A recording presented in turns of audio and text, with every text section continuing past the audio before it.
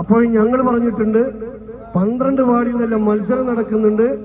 5 മുതൽ 5 വാർഡ് നമ്മൾ ഈ സമയത്തും തെന്നല പഞ്ചായത്തിൽ പിടിച്ചെടുത്തു എന്നുള്ളതാണ് പറയാനുള്ളത്. അതിൽപ്പെട്ട പ്രധാന ഒരു വാർഡായിരുന്നു 1-ാം വാർഡും 2-ാം വാർഡും. 1-ാം വാർഡും 19-ാം വാർഡും.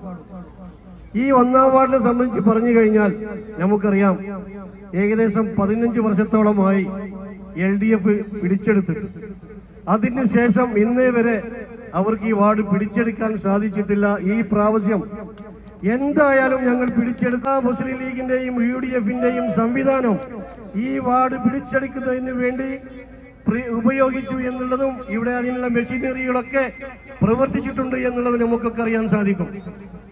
നമ്മുടെ മുസ്ലിം ലീഗിന്റെ അഖിലേന്ത്യാ പ്രസിഡന്റ് കുഞ്ഞാലിക്കുട്ടി സാഹിബ് അടക്കം, അതുപോലെ തന്നെ യൂത്ത് ലീഗിന്റെ ഫിറോസ് സ്ഥാനം വഹിക്കുന്ന ആളാണ്, അദ്ദേഹം അടക്കം, പാണക്കാട്ടെ തങ്ങന്മാരടക്കം, പഞ്ചായത്തിന്റെ KMCC അടക്കം അവരുടെ ഒരു പണം ഈ വാർഡിൽ നല്ലയോണം ഉപയോഗപ്പെടുത്തിയിട്ടുള്ളത് നമ്മൾക്കറിയാം.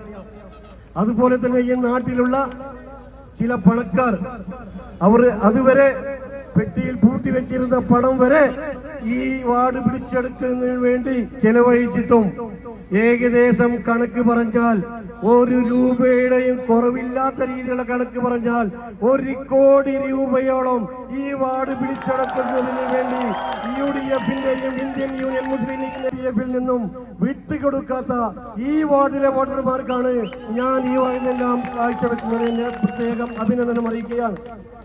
പല കീമചന്തികളെ ഇറക്കിയിട്ടും, പല വോട്ടർമാരെ ഇറക്കിയിട്ടും, പല വനിതാ വോട്ടർമാരെ ഇറക്കിയിട്ട് പോലും ഈ വാർഡ് പിടിച്ചെടുക്കാൻ അവർക്ക് സാധിച്ചിട്ടില്ല എങ്കിൽ മക്കളെ ഇനി ജീവിതത്തിൽ ഒരിക്കൽ പോലും ഈ 1-ാം വാർഡ് നിങ്ങൾക്ക് പിടിച്ചെടുക്കാൻ സാധിക്കുകയല്ല എന്ന് വീണ്ടും ഞാൻ ആവർത്തിക്കുകയാണ്. അതുകൊണ്ട് 1-ാം വാർഡിലേക്ക് നിങ്ങൾ ഇനി തിരിഞ്ഞു നോക്കണ്ട. കോടികൾ പോയെങ്കിൽ കോടികൾ പോട്ടെ, പല കോടികളും ഇതുപോലെ നഷ്ടപ്പെട്ടിട്ടുണ്ടല്ലോ, അതിലേക്ക് കൂട്ടിയാൽ മതി. കഴിഞ്ഞ പ്രാവശ്യം എല്ലാം പണം ഇറക്കി അന്ന് പറഞ്ഞതാണ്, 1-ാം വാർഡിലേക്ക് നിങ്ങൾ ആ പണം കൊണ്ടൊന്നും വരണ്ട. 1-ാം വാർഡിലെ ജനങ്ങൾ പണത്തിന്റെ പിന്നാലെ പറയും.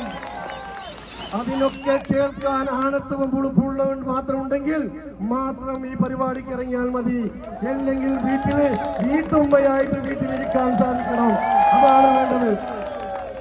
അല്ലാതെ സയ്യിദ് അലി മജീദിനെയും പ്രവർത്തകരെ തോൽപ്പിക്കാൻ വേണ്ടി വന്നാൽ അതല്ല, അതിന്റെ അപ്പുറത്തെയും ഞങ്ങൾ വിളിച്ചു പറയും. കേസല്ല, കേസിന്റെ അപ്പുറത്തെ കൊടുത്തു കഴിഞ്ഞാൽ ശരി, ഞങ്ങൾ